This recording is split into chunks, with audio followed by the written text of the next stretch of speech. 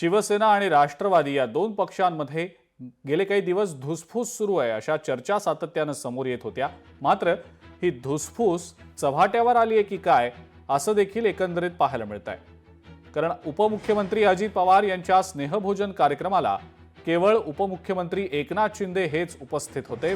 शिवसेनेचे इतर आमदार किंवा मंत्री यांची या स्नेहभोजनाच्या कार्यक्रमाला अनुपस्थिती होती आणि हा विषय अत्यंत चर्चेचा देखील ठरला। काल मुंबईतल्या वांद्रे इथल्या ताज लँड्स एंडमध्ये हा कार्यक्रम पार पडला। मात्र शिंदे वगळता शिवसेनेचा एकही मंत्री किंवा आमदार या स्नेहभोजन कार्यक्रमाला उपस्थित नव्हता आणि त्यामुळे राजकीय वर्तुळामध्ये चर्चांना उधाण आलेलं होतं। या कार्यक्रमाला राष्ट्रवादीसह भाजपच्या मंत्री आणि आमदारांनी सुद्धा उपस्थिती दर्शवली होती। मात्र शिंदेंच्या शिवसेनेतला एकही मंत्री किंवा आमदार या कार्यक्रमाला उपस्थित राहिलेला नव्हता।